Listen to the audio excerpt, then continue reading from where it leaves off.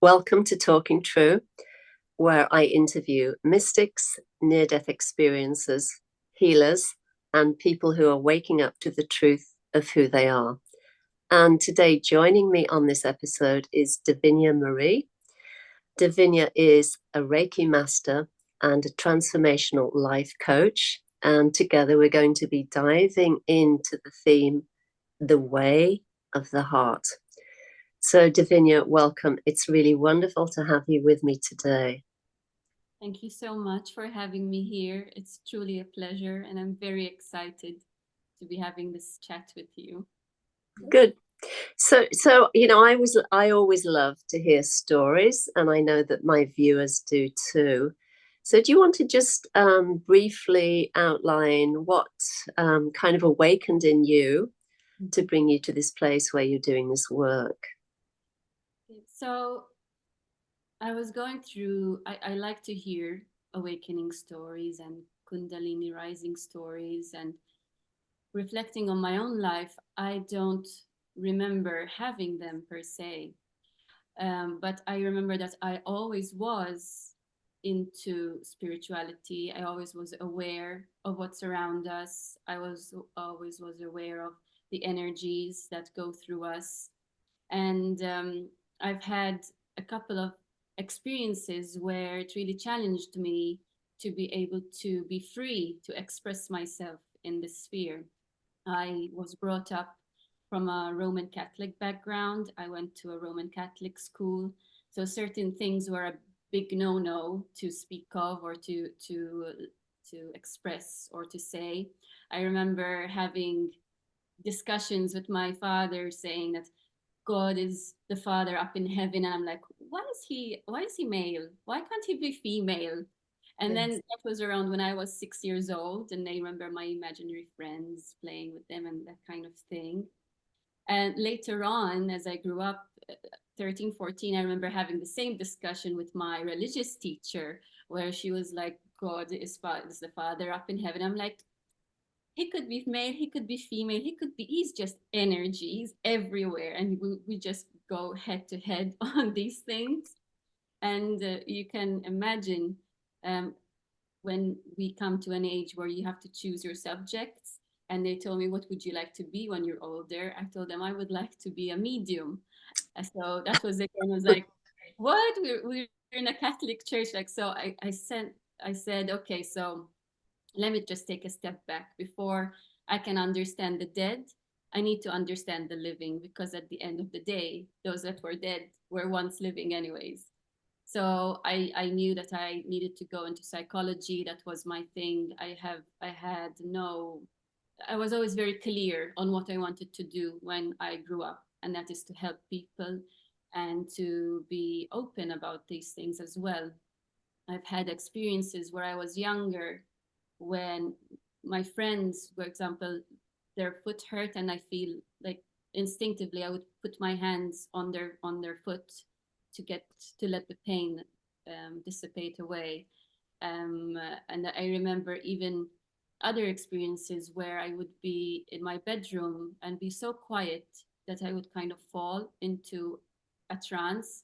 Now I know that it's a trance, but when it was happening, I did not have the words, I did not have the experiences or someone to discuss things with, because we were just learning. And I would fall into this trance, and I would hear so much noise in my head, it's like, and it would scare me, because I could tell that there are people talking, but I'm not understanding what they're saying.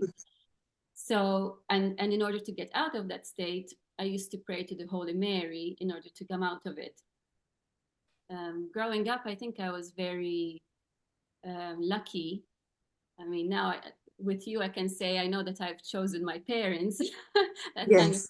so that's why I was lucky, because we're getting into it. My mom started to shift as I was growing up. I think she had her spiritual awakening, which then brought my dad into it, and we started going to meditation sessions as a family. Instead of going to church, we would go to the meditation sessions as a family. And they got into Reiki, they became Reiki masters. And then well, naturally, I was there, so I followed suit. And we would get into these things of theta healing. And well, we have a family friend who's a medium, who's into spiritual, he's spiritual medium. And so he was the one who I can say unofficially mentored us into this kind of thing, where he would kind of guide us to how to progress in our own timing, and nothing, never to push or to, you know, force you into it. It's like to have to let it happen gradually. Then what happened was, you know, you grow up, you go through life. I started psychology in university, and then psychotherapy. I got into psychotherapy, and I think I went through like a dark night of the soul, where I kind of lost connection with everything that was spiritual. And I remember nights where I used to feel grief that I'm not feeling the spirits with me, or my guardian angel with me, and that kind of thing. I used to find myself like crying that I wasn't in connection with them. And time passed by. I was still learning things. I got into massage therapy. Um, I got into life coaching courses as well later on. But mostly when I had my own children, I remember looking at my children. I think that was the most chaotic time in my life, where I was very much away from these things, and I was really yearning to do what I was meant to be doing. Mind you, I do have a full-time job. My full-time job is about internet safety for children, and I do love my full-time job, but I always knew that it was not the reason, or there was something else that I should be doing. And so when my children were born, I was like, I cannot tell them to follow their dreams when I'm not following my dreams. And the moment that I said, okay, it's time to put myself out there, because coming from a Roman Catholic background, you're always like afraid of showing yourself. But the moment when I said, listen, it's time, whatever happens needs to happen, there's always going to be backlash, or there's always going to be people who are like, thank God you spoke up, you know, because they'll be going through the same thing. And the moment they said, okay, I will do this, the universe kind of said, okay, here you go.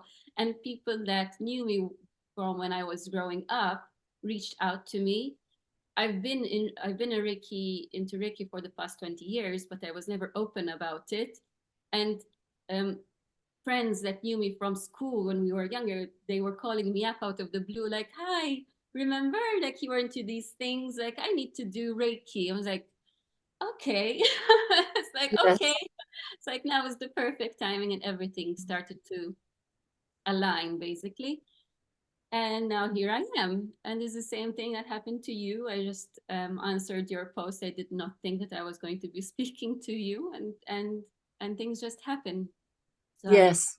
the flow. Yep. Yes.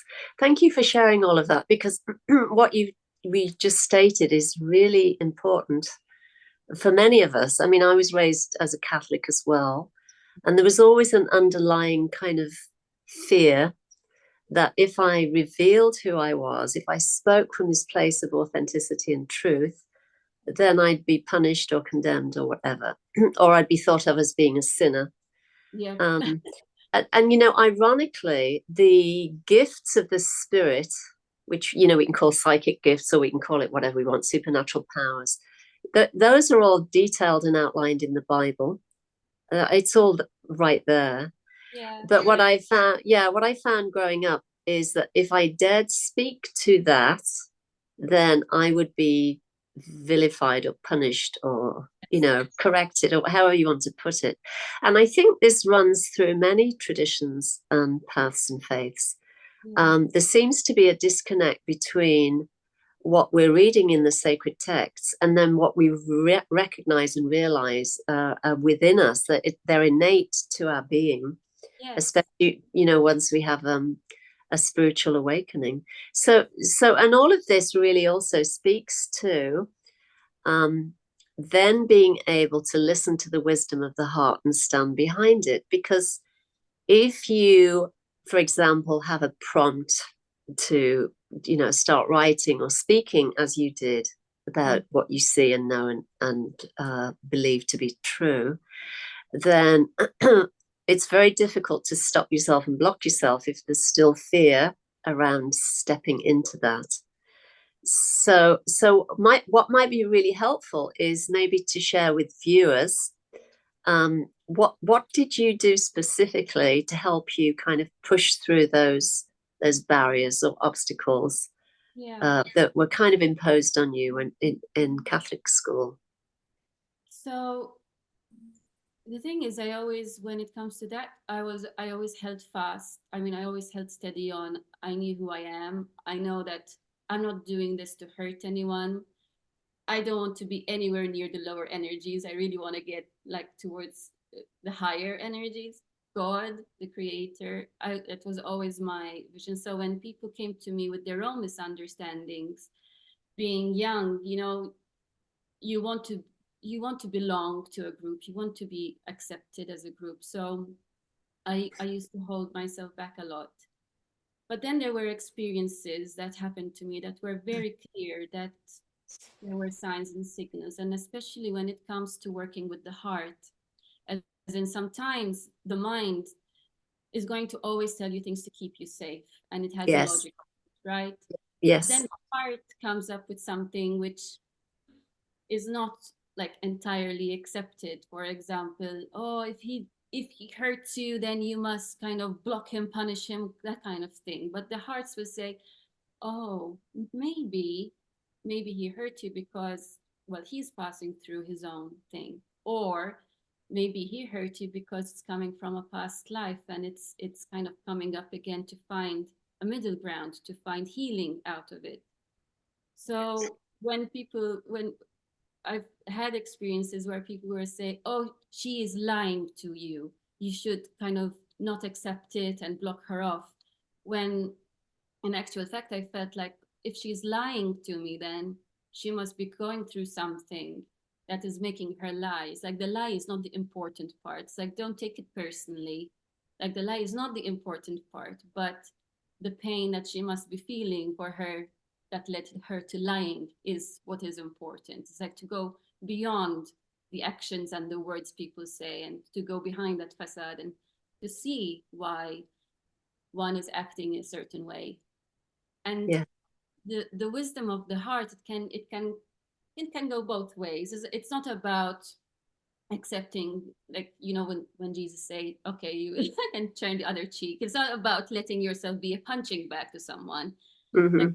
one situation could be about um, learning how to overcome it together or through it, and the other one is might be learning to let go and to say goodbye in a peaceful way, though not in a aggressive manner. Yes. It's something that always drew my attention in any situation where I needed to make a decision. I would ask, I would pray, okay, I would love your guidance. Or when I'm in the moment, I would say, let me just connect heart to heart and just let, especially when I'm in a working with a client, when we are in a space where the person is coming to me for help, especially, I would let that go. If it is on a personal matter, I'm no saint.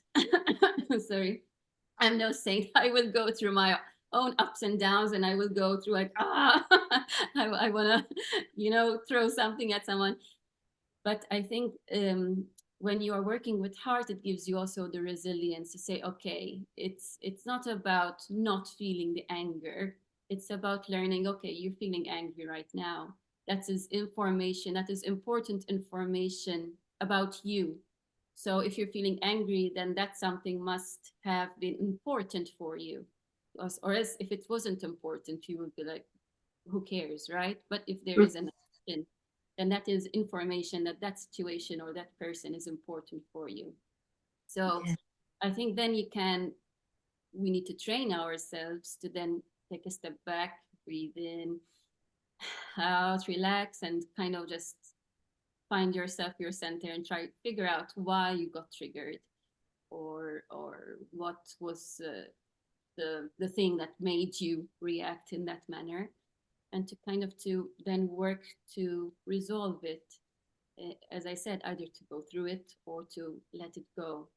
But yes, Mm-hmm. the heart kind of is not going to follow a logical step by step, okay, A plus B plus C, but it's going to know, like in a bigger picture, it knows on a bigger picture what needs to be done. It's not what we want to be done. We're all going to feel human experiences because we are in the human body, but it's what we need to go through that the heart is more aware of than the mind. The mind is just going to help you survive in in this world. But yeah. Yes, yes. All of that is great help and wisdom, I think, for people who are maybe struggling. Because one of the things that I always invite people to do is to look at, when anger comes up, or irritation or depression or despair or whatever, whatever form the kind of the dark energy takes or dark emotion takes, is to kind of at least meet it and then inquire, okay, what are you here to show me? What needs to be looked at and loved into light? But what can often happen is there can be kind of an impulse, for example, to create something beautiful, whether it's a painting or a blog or a book or a piece of writing.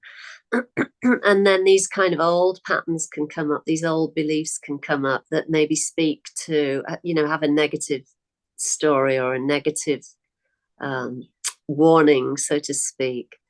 And it can be very easy because we can be hardwired. If we haven't looked at that, if we haven't looked at those patterns, it can be easy to listen to the voice of those messages and then do nothing in response to the intuitive prompt to create something beautiful. So, all of the darkness has to be looked at if you really want to expand and grow. And I know you do this work, so Mhm. So yeah. I like to approach it in like in a two manner thing. Is sometimes it's a program that we picked up from our parents from growing up. If you're all the time thinking of what's going to come in the future, that's automatically gonna put you in an anxious state. And if you go all the time thinking of what happened in the past, oh my God, it's going to put you in a depressive state. So that is going so our task is to always come into the present moment because it's really what is happening right now that is most important. And the other thing is that we all have a life lesson that we need to go through. And so a certain theme that is going to keep on coming up throughout our lives. But the way I see it is it's like a tornado or a cyclone. It's like the more unaware you are, the quicker it's going to come around and around and around. But the more you work on it and the more awareness you bring to it, the more it's going to have those longer pauses until it comes again and a bit of a break and it comes again. And the more you work and then until it kind of dissipates. But we got to go through those motions, and it's the awareness that will really help. And I also I also approach these things in a way that I'm a very spiritual person, but you don't need to identify yourself as a spiritual person in order to still be doing good.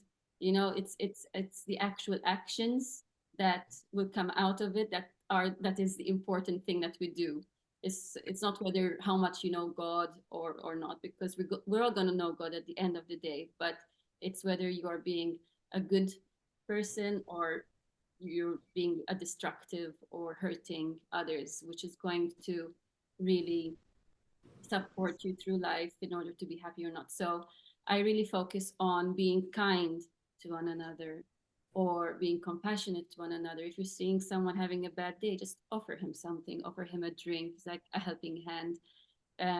Or I love to do these 7-day gratitude challenge so that we focus more on what is good.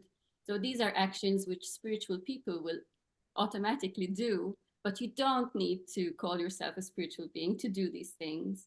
And the outcome is going to be positive on all aspects. You're going to feel better about yourself and you're going to be helping the community or the people around you. And we're all here to lift each other up.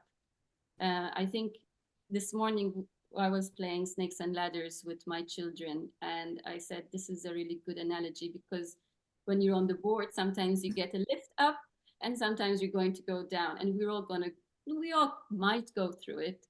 Um, as long as we're here on earth, we're all going to do mistakes, and then we're all going to have maybe some experience where it lifts us up. Um, but at the end of the day, it doesn't matter who finishes first or last in our life. Everyone has his own time to progress. So someone might have started the race a month before me and he's already way ahead, and someone's still behind me who's about to start. We're just running through life. It doesn't matter who finishes first. As long as we can pull each other towards a better outcome, I think that is our work, to to Yes. to really just help each other out. Um, and even sometimes something which has always come to my mind is about karmas. Like some people will say, why do people go through hard times? Why does God let them go through a hard time? And they might not understand that the spirit might have chosen that experience. But whether or not the spirit might have chosen that experience, me, someone who is not living that, I cannot just say, oh, it's his fault, he chose it. My work is here to also help him do something. So I'm seeing this a lot during my daytime job, with the children especially. I do a lot of online protection for children when it comes to online use. And the more time is passing, the more we're meeting a lot of children who are lacking empathy and the freedom to just, there's backlash against the freedom to just be mean to one another. And we're going to be seeing the repercussions of this as they grow up, because these are going to be the future generation of who's going to be out there working with us and everything. And I feel a lot of pain within them, because with this lack of empathy that's going on. And I think the internet, it can be a tool for good, such as what we're doing right now. But then there's a lot of negativity that's going on, which is blocking a lot of us. And even the way that we speak to one another online, it just keeps on growing as well. So sometimes we kind of, that kind of fuels the job that I do. And then for my transformational life coaching, to give a space where a person can just be and to just be understood. And whether or not he's being ugly or being nice, it doesn't matter. There's just a place of acceptance and of empathy. And I think that is where the real magic happens, is when you allow the person to face himself basically in a non-judgmental manner. So then they can let go and maybe, choose something else next time around and be their Yes. themselves. Yeah, and everything you just said is so interesting because I had an experience of online bullying or harassment, hatred, whatever you want to call it, Mm. yesterday. It was a comment with respect to a new episode on my channel, Talking True. Mm. And it was really off the wall. The guy was it was a guy, and he was raging and making references to Pierre Trudeau, the Canadian Prime Minister. But anyway, he was just going off in his comments. Yeah. And so, what happened was it does always sting a bit. I'm not going to lie. It does sting because there's a sting that is felt in the psyche, in the emotional body, Yeah. and wherever else. So it kind of lands. But what happens is, and this isn't the first time it's happened, and it's often coming from a male. But what happened is I became very aware in that instant again. Oh, here it is again. And it's very, very easy to diminish and close down and contract whenever there's that kind of comment that is so hate fueled.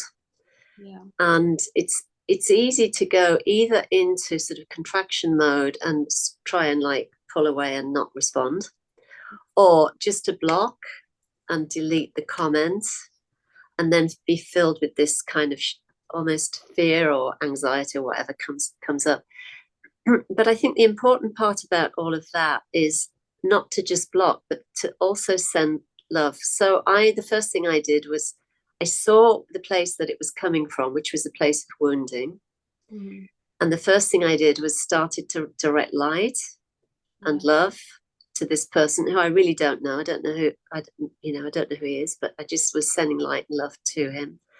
Then I took action, which was the action of blocking and deleting, because a lot of people, and I was sharing this experience on one of the social media communities.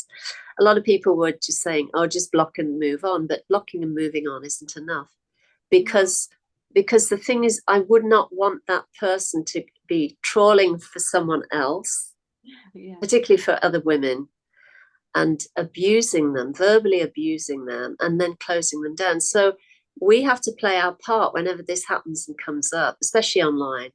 Yeah. We can, provide an energetic response. We don't have to engage in a verbal kind of back and forth, because Yeah. you'll never get anywhere. As you know, you won't get anywhere. There'll just be more hatred. But I think doing the energetic work Yeah. and kind of closing and softening that, sending that, softening all of that, sending love, and then taking action is the way to sort of proceed and to safeguard your heart energy, your wisdom energy, and the value of what it is you're sharing.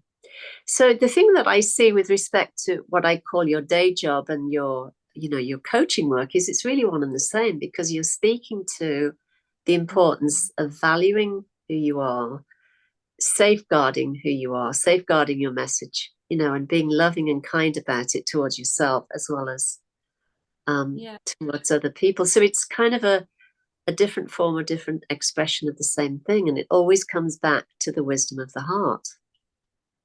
So during my daytime job, I like to focus with children on respecting one another.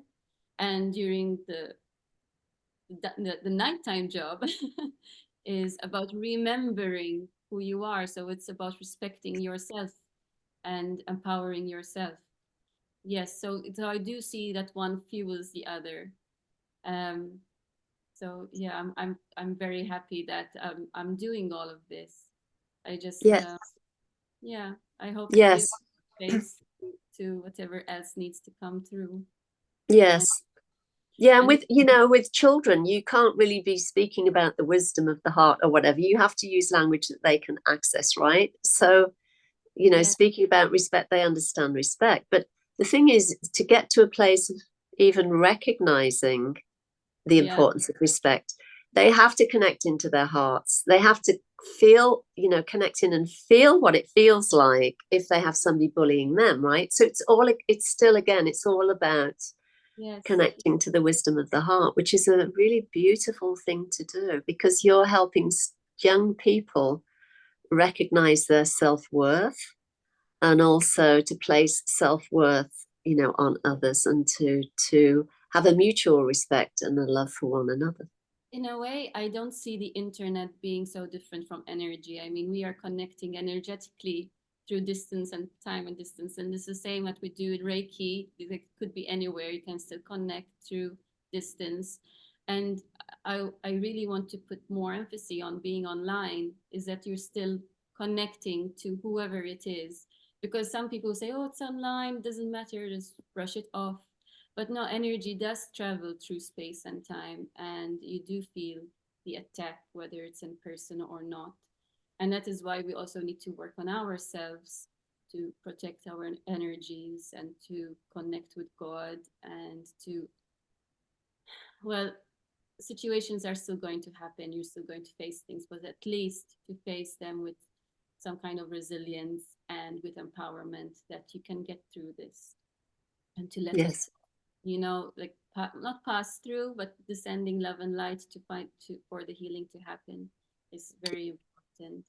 And that is why also during my transformational life coaching, so we discuss things on a mental level, but then I also like to include the Reiki as part of the whole holistic experience, because the mind, the body, the spirit, they're all interconnecting. So what happens to one is going to happen to the other. So I also like to include breath work also, because the breath and the mind also are interconnected. If one is very busy, you can at least control the other to calm it down. So skills which sometimes we just find ourselves in a bit of a knot. And I self-help is important. It can happen, but I really believe that when it comes to connecting to others is where the true healing comes, because another person, well, you're not going to know what you don't know. So another person it can be very, very beneficial to listen, to pinpoint things that, listen, this, you're not realizing that this might be going on, or could this be connected to that? Someone to bounce off with is very important.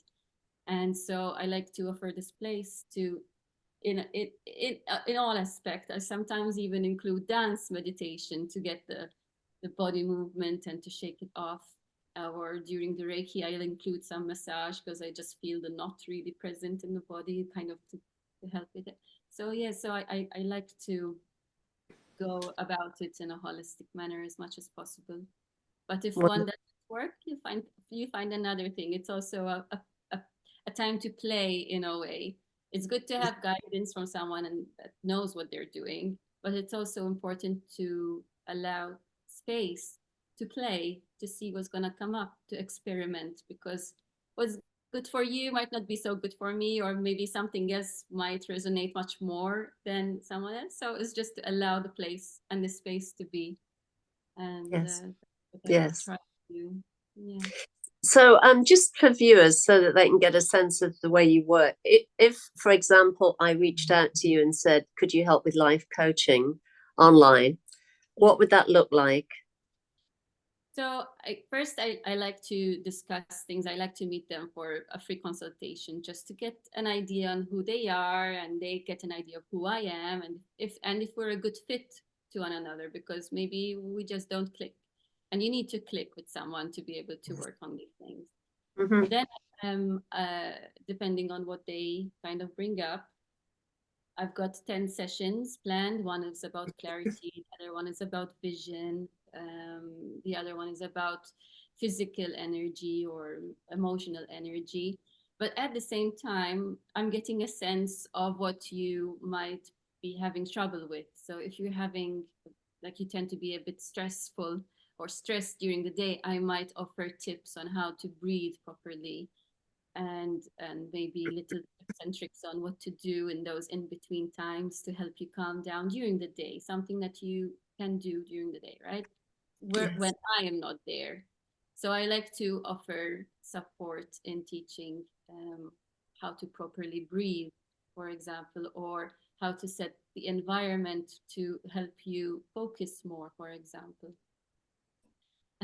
And if they are open and willing, we can also include Reiki meditation, long distance meditation, um, oh, Reiki healing and meditation. And so that's where the play comes in. So depending on what the person might be feeling, or what their life theme, we will find something, a tool to help in bettering that situation. Yeah. And Nice. I also offer a 7-day gratitude challenge for free for whoever reaches out to me, who works with me. I offer this as free. And yes, and I'm going to be working on even happiness challenges as later on. And yeah, I'm always trying to build on something new. So that's the way. So you said you offer a 20-minute kind of free consultation if anybody's interested in working with you or finding out more, correct? 20 minutes to 1 hour, how long it need for the first time, but 1 hour is the maximum. Yeah. Yes. Fantastic. Well, I mean, I don't know how you feel about this, but I could certainly put that offer in the show notes if people are interested in connecting with you and just exploring that, in a conversation. Yes. I'd be happy to do that. That'd be really nice, I think, for viewers. Thank you so much. It would be very helpful. Yes. For the people who reach out and work with me, I'm happy to see what might happen. Yeah. Yeah, just to explore and see what the possibilities are, and then take it from there. Yeah. I'm very easygoing in a way. I'm not going to push anything on anyone. So if someone is not feeling comfortable, I'm not going to be like, "Ugh." Like this is an organic thing that I like to approach. And at the end of the day, it's about you feeling better or you being aligned with yourself. Mind you, the ten program course is important in its own way because you have a start and a finish, and we look at it in a holistic manner. So it would be good to do, but I understand that sometimes kind of like, no, it's not clicking anymore. Yeah. But just on the same kind of theme, do you have any kind of success story anecdotes that you could share, without obviously revealing the person's Yeah, detail? I do. I have a particular person who I'm very, very fond of. At the time, I used to be online. I did everything online. And I just offered active listening at that time. And with just that, and this is why working with the heart was so important to me, because all I did was actively listen and I was just present there for her. And I just believed in her as a person. I believed that she had so much good to give. And she came from a very, very, very hard background, from these kind of gangs where like killing someone was a norm. And she just believed that she was meant to be there because she did not believe in herself, but at the same time she reached out for help. And I was the one who was there for her, and we developed a really, really strong connection. And nowadays I can say that from an environment where from a gangy environment, she moved out, she found the strength to let some things go, and she started to build a new life for herself. And she is in a much safer and a better place for her. And I must admit that I hold her very close to my heart, and I'm very happy with how she grew, because she had quite a lot of things that she had suffered from growing up, a lot of abuse. And that's why she believed that she was not worthy of certain things. And the very fact that I was there for her helped with the transformation. And that was something which I said, okay, that was one person. I'm sure that there might be others who might need a safe space, just a safe space, just to be, and to allow this shift to happen. Yeah. That's beautiful. And honestly, it's true. Actually, you only really need one person who advocates for you and who sees you, Yeah. and the recognition of that just sparks the most amazing transformation. Yeah. Yes. And essentially, we're always looking for at least one person who really sees who we are and who can speak to what we know is true, and who can speak to and reflect our gift, skills, and talents, and encourage and support that. So this works really, one person at a time. It's really helping to transform the whole of humanity. Yeah. I mean, we're millions of billions of people. If everyone just tries to do that one, just help someone, we're already helping. We already do Yes, that. So yes, just absolutely beautiful. sometimes I feel overwhelmed with how many people need the help, especially during my daytime job. But then I just think, okay, if I just can help one, at least I'm Yes, doing something. One is better than nothing. And in everything, whether it's to go towards something which you like, or to change your life, or whatever it is, that just one step at a time is already, you're already in a different place than when you were if you did not take the step at all. So yeah, yes, the same way. exactly, exactly. Well, Davinia, I think we're coming to the end of our time together today. But before we head out, if you just let people know where they can find you, that would be really great. Thank you. So one can reach out to me through my website, daviniamarie.com. You can also find me on Instagram as Davinia_Marie, and also on Facebook. On Facebook, I'm still as aventurina.daviniamarie. But I think if you just find Davinia Marie, you can find me on wherever I am. But those are where I am mostly, on Instagram and Facebook and my website. Yeah. Thank you. And of course, I'll have all of this in the show notes, along with the offer to have the free consultation. So it'll be all there. People can just click and go. And one other thing that I like to add also, I did not mention this before, but I also do give workshops on the pursuit of happiness. So we go into things and I discuss things more from a psychological point of view. So it gives a bit more grounding on how to do things. And even I offer mindfulness workshops and kind of, and those are for more group settings, which have also been growing. Yeah. Fantastic. Well, Davinia, thank you so much for joining me today. This has been really wonderful. The Way of the Heart is a really great topic. I've thoroughly enjoyed it. And you know, I think it's helpful for people to hear some little sort of tips and strategies to be able to sort of work through any negativity that is thrown at them. So thank you so much. Thank you. Thank you so much. Thank you for having me.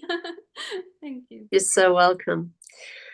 And thank you everyone for joining us. As always, I really appreciate you taking the time to watch any of the episodes here on Talking True. As always, if you feel that this episode or any of the episodes have value, please let other people know. And if you haven't already done so, then please subscribe. So that's all from us for today. So take it easy, be well, and we'll see you again soon. Bye. Thank you.